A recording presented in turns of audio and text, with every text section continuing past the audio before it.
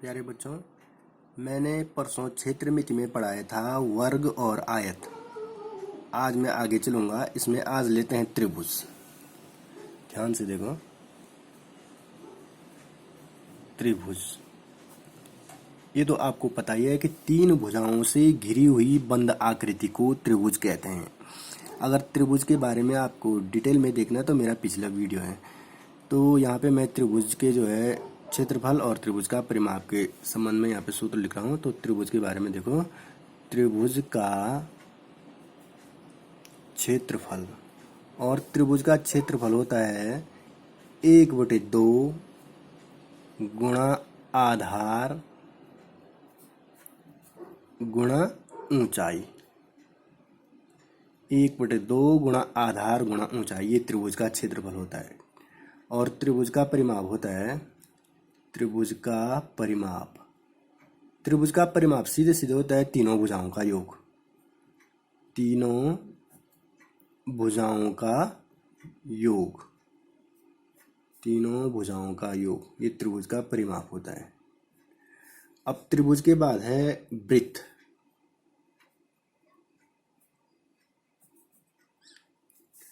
वृत्त का क्षेत्रफल देखो है, प्रत्येक के मैं क्षेत्रफल परिमाप लिखा रहा हूं। वृत्त का क्षेत्रफल, वृत्त का क्षेत्रफल होता है πr², ये आपने याद करना है। और दूसरा है इसमें वृत्त की परिधि। यहाँ परिधि होता है, वहाँ परिमाप होता है। तो वृत्त की परिधि होती है 2πr। वृत्त का क्षेत्रफल πr² और वृत्त की परिधि आई 2πr। इसके बाद आता है अगला समांतर चतुर्भुज। समांतर चतुर्भुज, ध्यान से देखें। समांतर चतुर्भुज का जो क्षेत्रफल होता है, यहाँ पे लिखेंगे हम सबसे पहले कि समांतर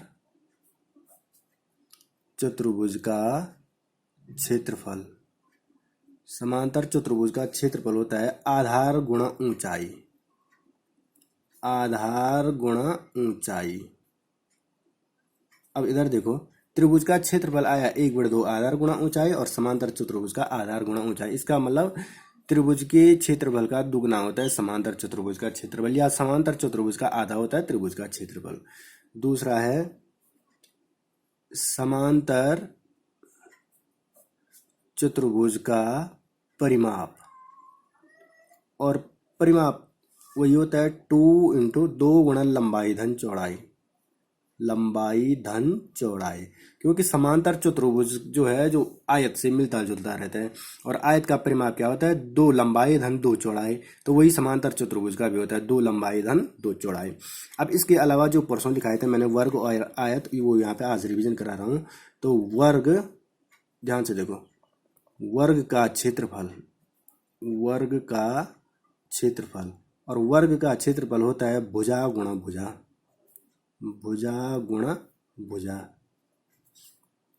दूसरा है वर्ग का परिमाप, वर्ग का परिमाप, और वर्ग का परिमाप होता है 4 गुणा भुजा। उसके बाद अगला है आयत। आयत का क्षेत्रफल, ध्यान से देखो, आयत का क्षेत्रफल, और आयत का क्षेत्रफल होता है लंबाई गुणा चौड़ाई।